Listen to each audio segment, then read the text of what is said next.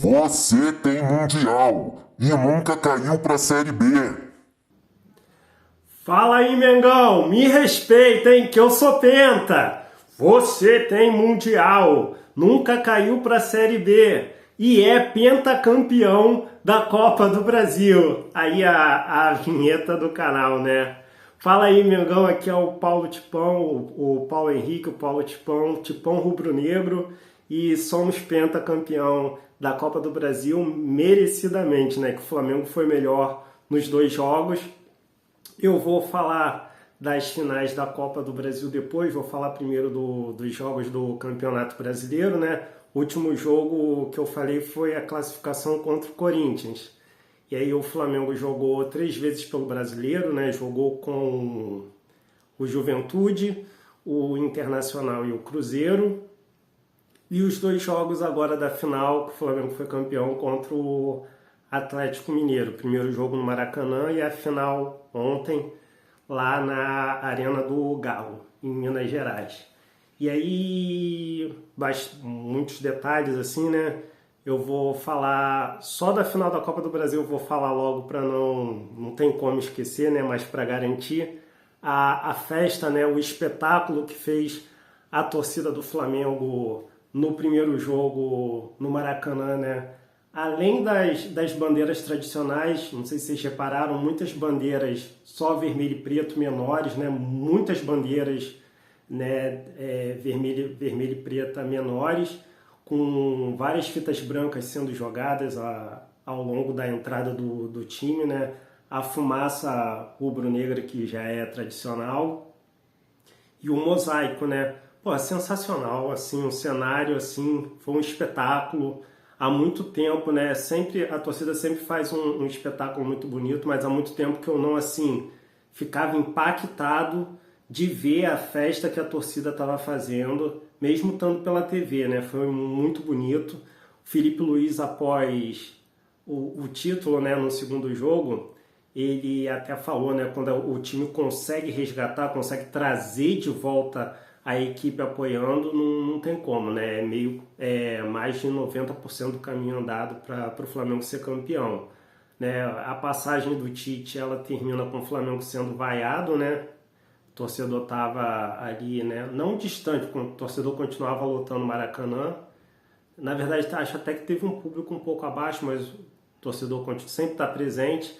Mas o trabalho do Felipe Luiz tem trazido de volta a torcida jogando junto com o time, né? E ele frisou muito isso ontem durante as entrevistas depois do título.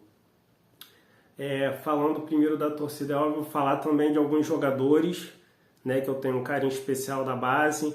E falando primeiro do Campeonato Brasileiro, eu quero destacar as atuações do Everton Araújo contra o Internacional, contra o Juventude. Contra o Internacional ele faz um passe pelo alto para o Bruno Henrique.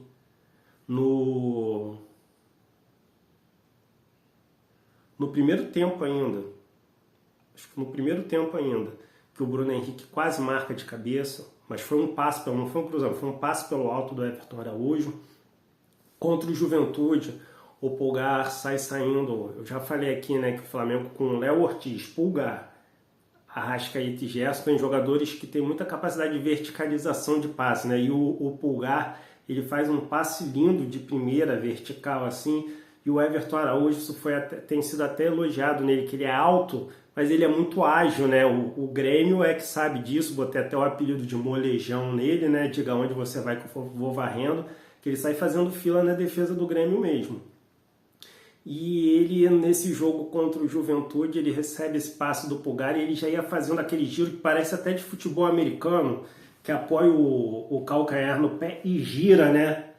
Mas sem tocar na bola, ele ia fazer ali uma finta e acabou sendo derrubado, né? Então ele vem atuando muito bem, é um jogador que, quando é necessário, ele se aplica muito na marcação, faz roubadas de bola, sabe sair jogando, tem bom passe, é habilidoso, né? O Grêmio é que sabe, e não é à toa que ganhou a posição parece ter ganho a posição do De La Cruz ali, né? Que o Felipe Luiz já começa jogando com ele ao lado do Pulgar. eles não guardam. Já falei no último jogo, reparei isso muito a partir do trabalho do William Godoy, que eu recomendo, já recomendei aqui, recomendo vocês acompanharem o trabalho do William Godoy. Eles não guardam posição, né, os volantes, com a dupla de volantes com o Felipe Luiz, né? Mas no o primeiro jogo contra o Atlético Mineiro, o Everton Araújo até que ficou mais recuado do que o Gerson, embora o Gerson voltasse bastante para ajudar na saída de bola.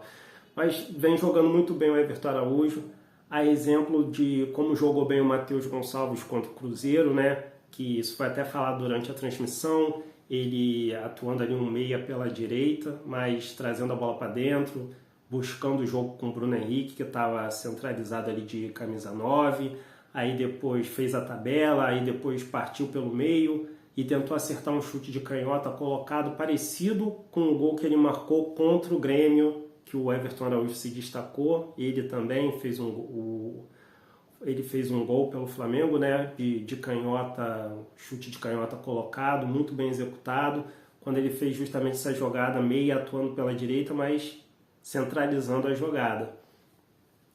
O Lohan atuou contra o Grêmio, pouco tempo, mas um jogador jovem, jogadores jovens, né, que tem muito para evoluir, mas que não se intimidam, né, eles passam longe de comprometer o resultado da equipe. Achei que o Lohan soube prender a bola, cadenciar o jogo no momento que era preciso. Foi um jogo que foi 1-0, não foi um jogo tranquilo para o Flamengo, né? Então, elogiar a atuação dos garotos da base, Everton Araújo, Matheus Gonçalves, o Lohan, ao longo desses jogos. E o Alcaraz, que ainda não marcou gol de bola rolando, ele não teve sorte, né? O Júnior, né?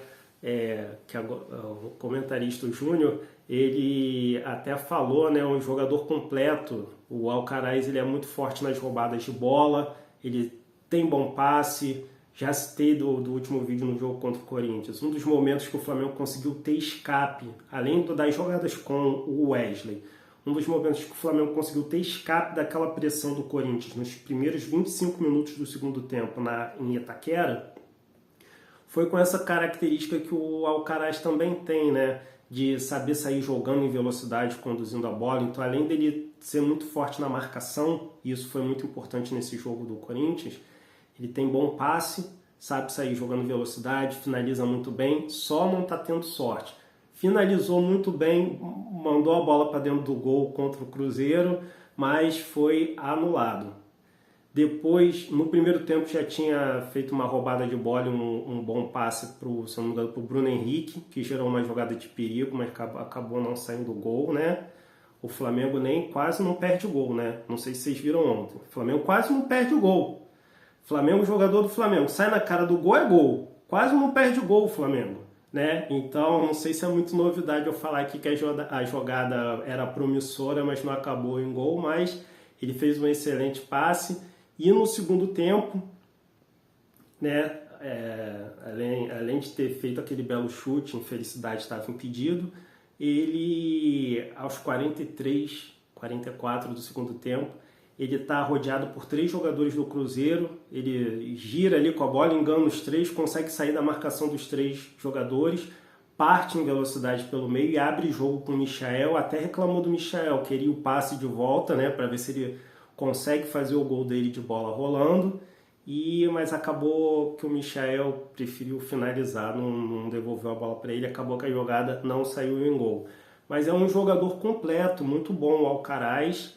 E eu já falei em outros vídeos, né, que se o Flamengo fosse contratar um substituto para o Arrascaeta, né, um reserva, alguém para brigar ali por posição, né, nem é tão necessário, porque tem o De La Cruz, o Gerson cumpriu bem essa função durante a Copa América, que não tinha Arrascaeta e De La Cruz, mas o Flamengo devia desistir um pouco de correr atrás dos jogadores de grife, né? O Claudinho, o Oscar, que ainda não veio, né? Falaram de Paquetá, que é o mais difícil de vir, para focar, por exemplo, em Matheus Pereira, Alan Patrick, por bem menos dinheiro do que tenta o Claudinho, por exemplo, acho que até conseguiria trazer ou o Matheus Pereira ou o Alan Patrick, mas de lá para cá o Flamengo contratou o Alcaraz, nem sei se é preciso, porque ele acabou de chegar, ainda está se adaptando, não teve sorte, mas já merece marcar gol, acertou um chutaço de perna esquerda no travessão contra o Bahia e tem as características, ele não tem um passe assim final tão genial quanto o do Arrascaeta, né? Vocês viram ontem, né? O Arrascaeta num toque, ele deixou o Gerson na cara do gol e depois tabelou recebeu do Pulgar, lançou o Wesley aqui na direita. Já estou adiantando os comentários da final. O Wesley avança pela direita, né? Tenta o cruzamento para o Gabigol e acaba que o Gabigol não chega na bola, né? Anteriormente o Wesley ele cruza para o Arrascaeta, que cabeceia no contrapé do Everson, acaba que a bola vai por cima do gol, mas você vê que o Arrascaeta em um toque, um lance ele já deixa o Gerson na cara do gol, né? Se o Everson não tivesse tão bem na partida, tinha sido aí uns 4-0, né? Que o Arrascaeta deixou o Gerson na cara do gol e depois criou ali um lance de ataque, toque de primeira também, que o Wesley quase acha o Gabigol. Já no primeiro tempo podia ter sido ali uns 2-0, tranquilo, né? Lá na casa deles, né? Mas vamos por parte. Já falei dos garotos da base, né? Que eu acho importante, né? Apoiar. Eu já falei do Alcaraz, muito bom jogador, só não está tendo sorte, mas já contribui bastante para o elenco. Falar um pouco das características de cada jogo, né? Quando era o Tite, eu falei, né? Poxa, já comentei bastante do trabalho do Tite, já se criou um retrato da equipe, não vale a pena ficar repetindo sempre a mesma coisa, porque já se construiu um retrato da equipe. Com o Felipe Luiz, eu meio que já é isso, né? Falar que o Léo Ortiz ganhou a posição com ele, né? O Tite ainda deixava ele em vários jogos na reserva. O Léo Ortiz acho que ganhou mesmo posição de titular com o Felipe Luiz. E aí já falei no último vídeo, né? O Léo Ortiz com o Pulgar, que eu já comentei aqui, fazendo esses passes verticais aí, né? Essa saída de bola, junto com o Gerson, que volta bastante para construir jogada. No primeiro jogo da final da Copa do Brasil, o Gerson, ele, pelo menos no esquema tático, ele já foi escalado mais recuado, né? Porque, não é isso? O Pulgar não jogou. Então o Gerson já era para estar mais recuado. Mas mesmo nesse segundo jogo que ele estava ali no esquema como meia pela direita, ele já volta mesmo, é do Gerson. Não é à toa que é chamado de Coringa, é uma característica que ele tem em comum com o De La Cruz. Eles atuam tanto na volância e daqui a um pouco já estão no ataque apoiando, criando jogada. Então, Léo Ortiz, Pulgar, Arrascaeta, Gerson, principalmente Léo Ortiz, para essa característica que eu quero falar. Léo Ortiz, Pulgar e Gerson, jogadores que atuam ali do lado direito, né? O Pulgar é volante, ao lado do agora o Everton Araújo titular.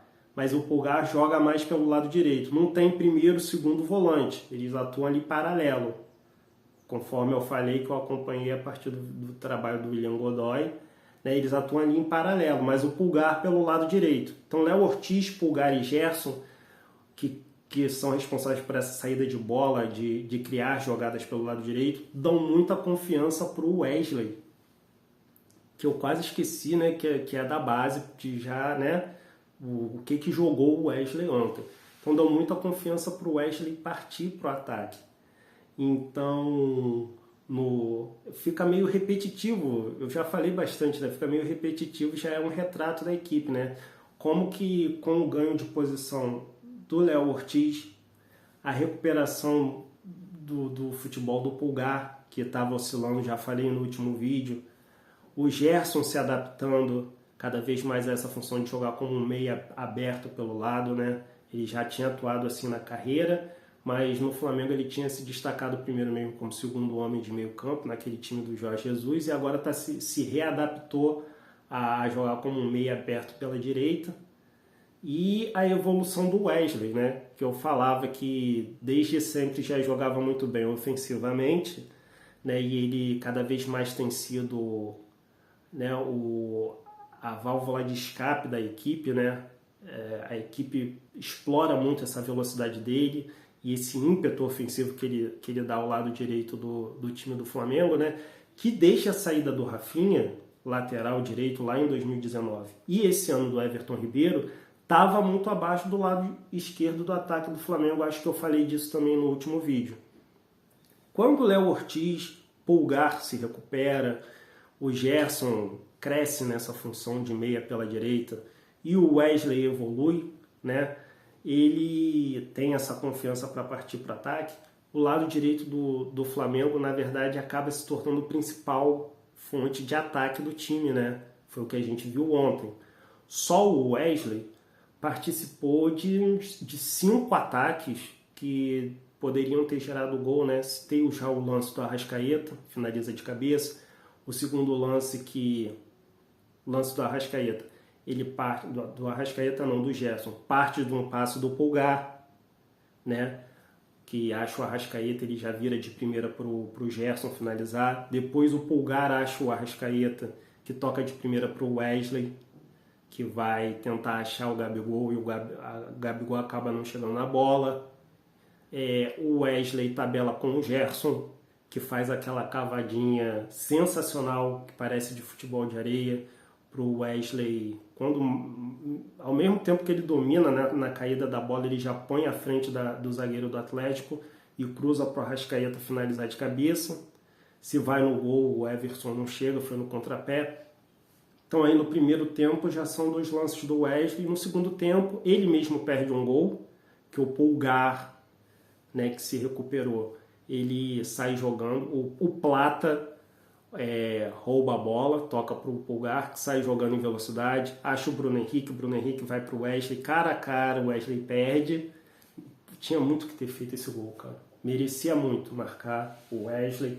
Então já é o terceiro lance. Fora, qual a outra jogada? A do Michael, que acho que o do Michael foi o mais absurdo de gol perdido do jogo ontem, que o Felipe Luiz coloca o Fabrício Bruno para compensar o número de atacantes do Atlético. O Fabrício Bruno intercepta um passe do Hulk, sai jogando com o Wesley, aquele clarão, o Wesley parte em velocidade, faz um lançamento, um passe para o Bruno Henrique, que é bloqueado pelo zagueiro. Na sobra, o Michael vai tentar driblar o goleiro e o Everson bloqueia, né? O Atlético Mineiro perdeu eu já perdi a ordem dos vídeos porque o título ele faz isso, né? Quer falar logo do título, mas enfim. Eu estou falando das características já marcantes do time, mas acaba indo pro comentário da final. Era para começar pelo brasileiro. Mas o Atlético Mineiro perdeu o jogo e o Everson foi o melhor jogador da partida, né? Do jogo de ontem, do segundo jogo da final, eu achei que o melhor jogador do Flamengo foi o Wesley. Depois aos 52 minutos, o Wesley ainda cobra a lateral, a bola é devolvida para ele dribla 2 zagueiros do Atlético Mineiro, sai na cara do Everson e o Everson defende, né? Então o melhor jogador da partida foi o Everson, mesmo o Atlético tendo perdido.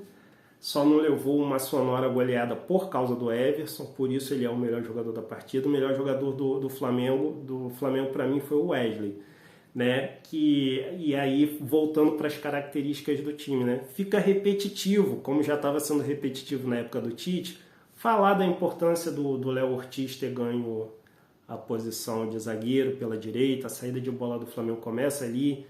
Primeiro jogo da final que eu ainda não falei. O primeiro gol começa pelo Léo Ortiz, né? O primeiro e o segundo gol começam pelos pés do Léo Ortiz. No primeiro ele acha o Gerson, e aí acontece uma jogada parecida com a que aconteceu na estreia do Michael no Brasileiro contra o Bragantino.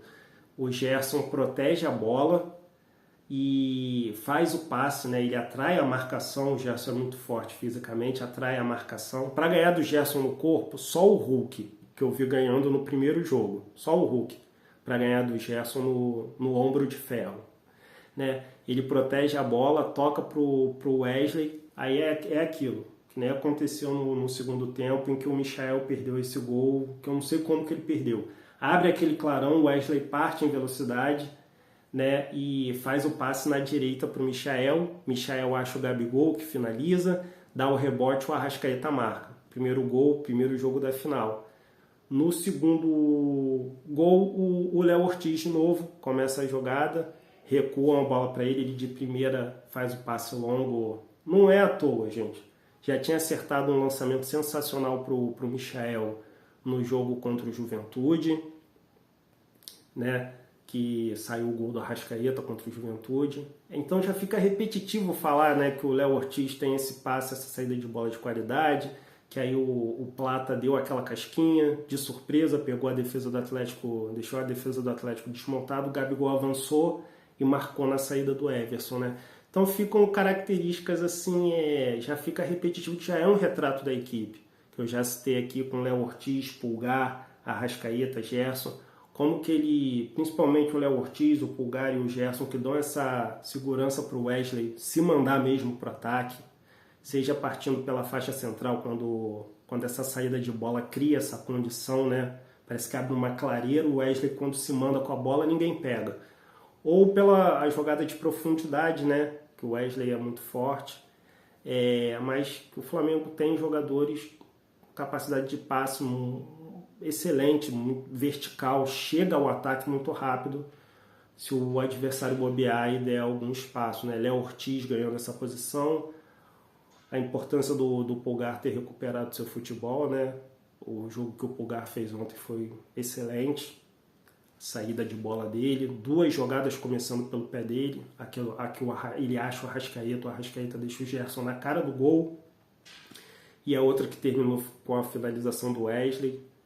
Aqui o Gerson fez a cavadinha para o Wesley também, muito importante, né, a função dos volantes que o William Godoy explicou, ele fica não só defensivo na sobra, né, vocês pegarem os melhores momentos do jogo, ele atua muito bem defensivamente, dá essa segurança, ajuda a dar essa segurança para o Wesley, mas na saída de bola e na construção das jogadas, né, segundo tempo também a jogada que termina com a finalização do Wesley, também partindo dos pés do Pulgar.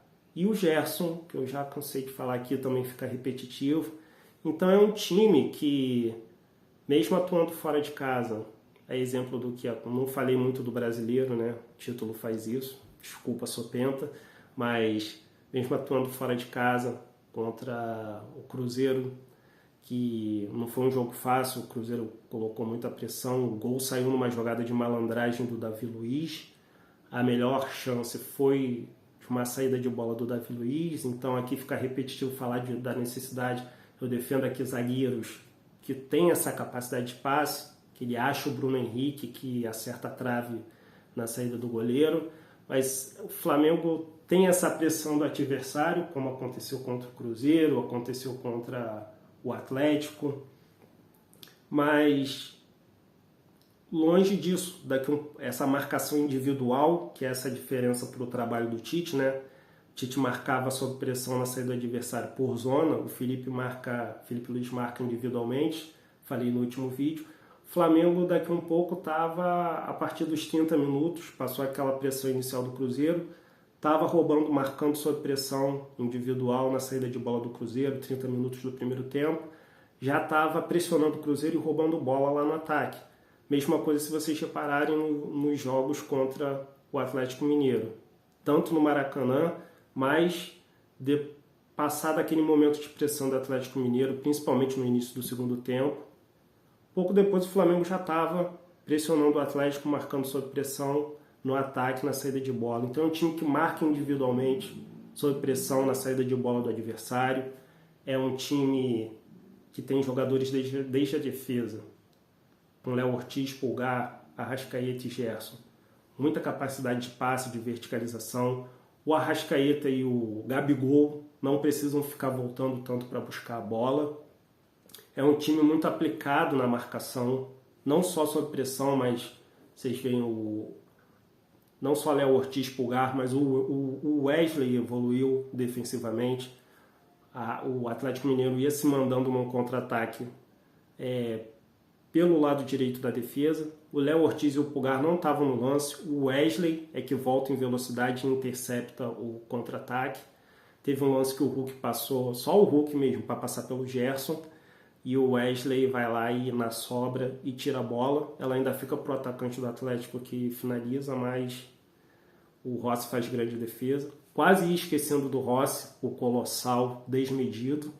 Mas importantíssimo, defendeu um chute forte do Hulk e cobriu o rebote para impedir aquele que foi um dos principais lances do Atlético. Mas oportunidade cara a cara com o goleiro, o Atlético não teve. Ficava no cruzamento, nos chutes ali de fora da área. Uma ou outra jogada mais perigosa, pressão, mas oportunidade clara, cara a cara, igual o Flamengo teve aos montes, o Atlético não teve. Isso é pela aplicação tática desses jogadores que marcam individualmente desde a saída de bola do adversário, né? E aí já fica um retrato da equipe, fora a questão, características dos volantes, que se vocês acompanharem o William Godoy, falei no último vídeo também, já falei nesse, né, que eles não guardam posição e a função deles, né, não só defensiva, de ficar com essa sobra, a segunda bola, né, no ataque, mas de ajudar na saída de bola, na construção de jogadas, a exemplo do que o Pulgar fez nesses diversos lances que eu citei aqui do Pulgar,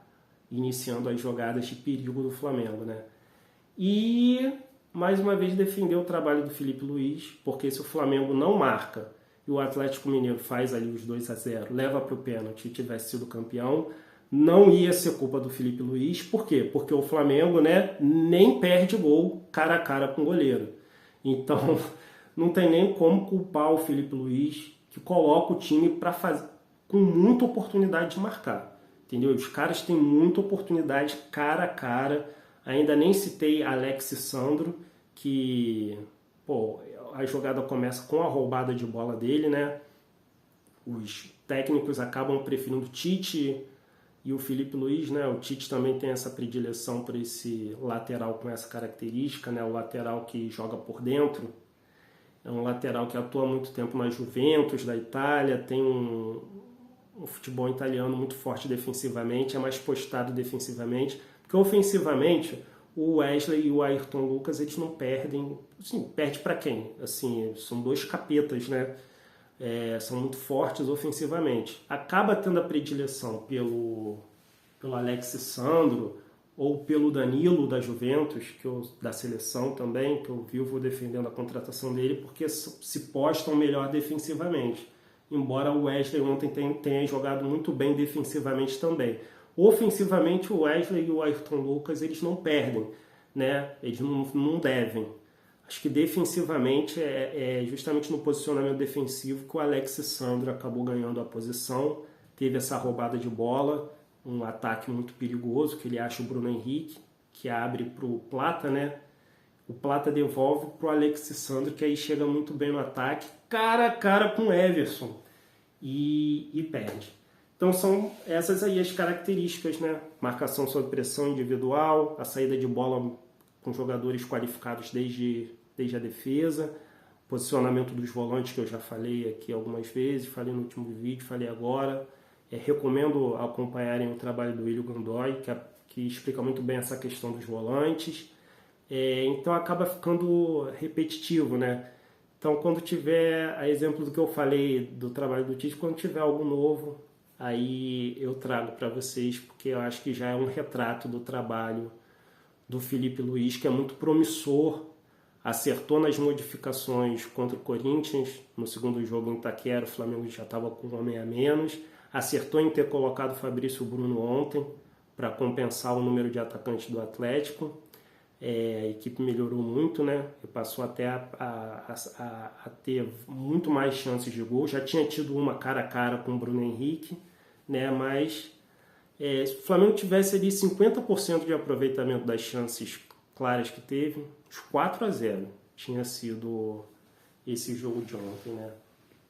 Então acho que o Flamengo, temporada não acabou, tem o Campeonato Brasileiro, o Flamengo é favorito, não tem essa, mas é um time que, para mim adiantar aqui, contratar o Danilo da Juventus, que além de lateral direito é zagueiro, e mais um zagueiro com todas essas características do Léo Ortiz, que eu já falo aqui de sempre. Hermenegildo Ortiz joga de terno, para se formar a zaga titular com o Léo Ortiz. Acho que a contratação de mais um zagueiro desse nível, que tenha todas essas características, que não é só bom na saída de bola, né? Ele intercepta o Pulgar erra, perde a bola próximo da área contra o Juventude, 27 minutos do segundo tempo. O Léo Ortiz muito rápido intercepta antes do jogador do Juventude finalizar. Então é um zagueiro completo. Acho que o Flamengo devia contratar mais um zagueiro desse nível, ou melhor, né? Claro, para formar a dupla de zaga titular com ele, e a contratação do Danilo da Juventus, que é zagueiro e lateral, né? Então são dois zagueiros, e um lateral, né, de seleção brasileira. São as duas contratações principais.